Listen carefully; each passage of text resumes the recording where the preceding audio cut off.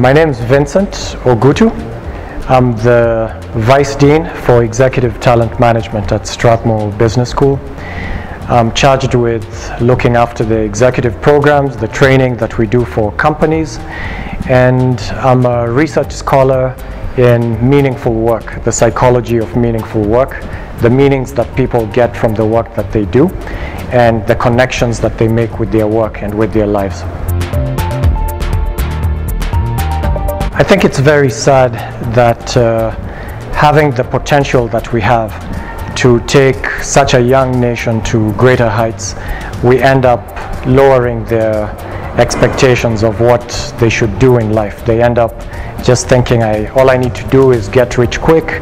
If I can have a magic formula that will make me a millionaire in just a few years and retire at 30, fantastic. If I have to cheat in order to get there, that's all right.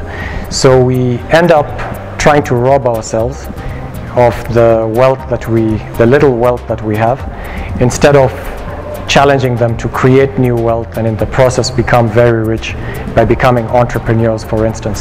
So I find it sad that we're channeling all their energy into the wrong kind of creativity, into the creativity that crime leads you to have, instead of the creativity that an entrepreneur would have. I think everything starts from what we glorify as a nation.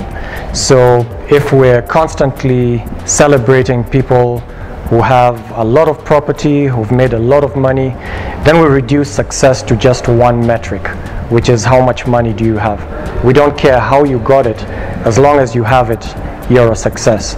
So if we glorified other kinds of success, people who have transformed entire villages, people who have come up with amazing inventions, people who have received international accolades for their professionalism and achievements in the field, then now we give people something else to live for.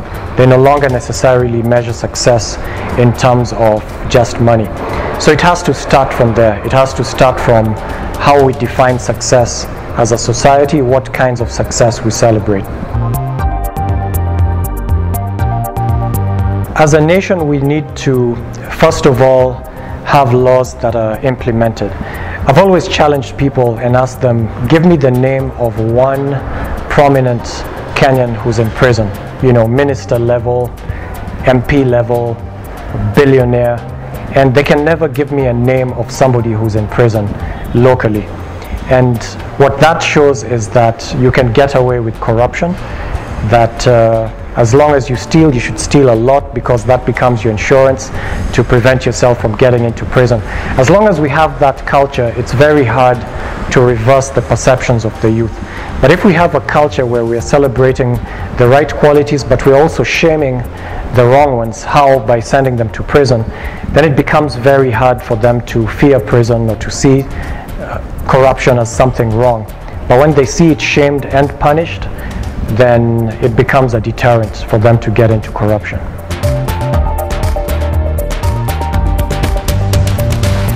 I've been studying meaningful work for the past 6 years and meaningful lives, and asking myself, what is it that gives people the greatest meaning?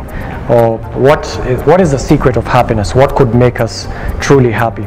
And if I was to boil it down to one reason, I would say it's making a difference in the lives of other people. If you want to be happy, just do things that matter, that make a difference in the lives of other people.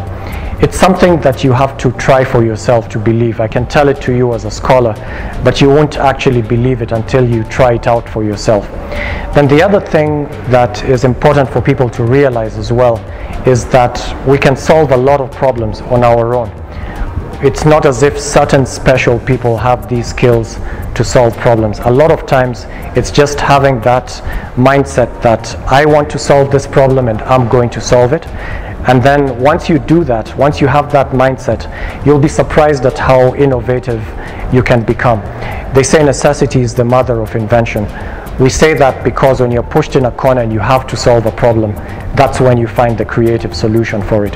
So if we just tell ourselves, this is my problem, the problem of the community around me is my problem, and I do want to solve it, then the creativity kicks in.